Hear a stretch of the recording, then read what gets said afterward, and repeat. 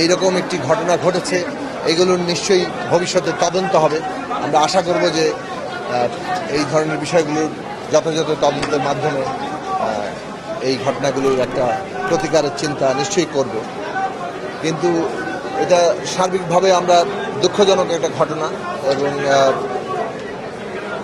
আমরা পরিবারের পাশে আছি এবং এই শিশুদের অবিলম্বে যতটা দ্রুত তাদের সুস্থতা সম্ভব সেটা কেউ কেউ বেশ উল্লেখযোগ্য সংখ্যক তাদের শরীরে অংশ পুড়ে গেছে। তো তাদের চিকিৎসা যাতে যথার্থভাবে হয় সেটা আমরা নিশ্চয়ই সবাই প্রত্যাশা করছি, এবং যতটা বেশি সম্ভব কেয়ার নেওয়া যায়। আর রক্তের প্রয়োজন ছিল এবং নেগেটিভ ব্লাডের একটা তালিকা করা হচ্ছে। আমি নিজেও যেহেতু নেগেটিভ ব্লাড আমার, তো সেই হিসেবে আমি রক্তের ওই তালিকাবদ্ধ করার জন্য গিয়েছিলাম। আশা করি যে মানুষের সকলের যে দোয়া এবং চিকিৎসার মধ্য দিয়ে আমরা বেশি সংখ্যক সবাইকেই হয়তো যতটা বেশি সম্ভব আমরা সবাইকে সুস্থ করতে পারবো, তাদেরকে জীবিত দেখতে পারবো। আমরা গভীরভাবে আমাদের সহানুভূতি, আমাদের প্রার্থনা, আমাদের দোয়া আমরা সেই সব শিশুদের জন্য, তাদের শিক্ষকদের জন্য, পরিবারের সদস্যদের জন্য আন্তরিক আমাদের সমব্যথা জানাই। আমরা তাদের পাশে আছি। আমরা ইতিমধ্যেই আমাদের সহযোগী সংগঠন এবং মূল দলের নেতা কর্মীদের আহ্বান জানিয়েছি। এখানে রক্তের গ্রুপের তালিকা করা হচ্ছে।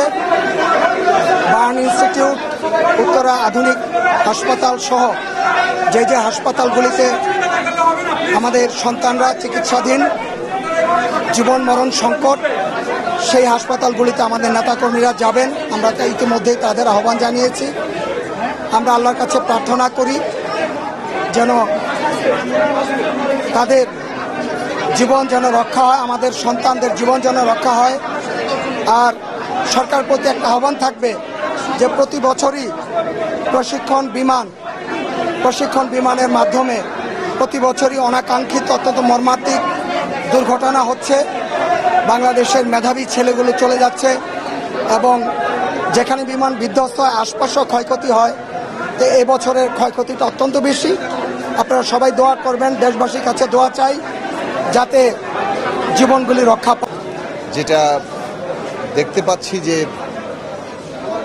অসংখ্য বেশ সংখ্যাটা এখনো নিশ্চিত নই আমরা, তবে বেশ কয়েকজন আমাদের শিশুরা যে আহত হয়েছে এর মধ্যে অনেকের মৃত্যুর খবরও আমরা শুনতে পাচ্ছি।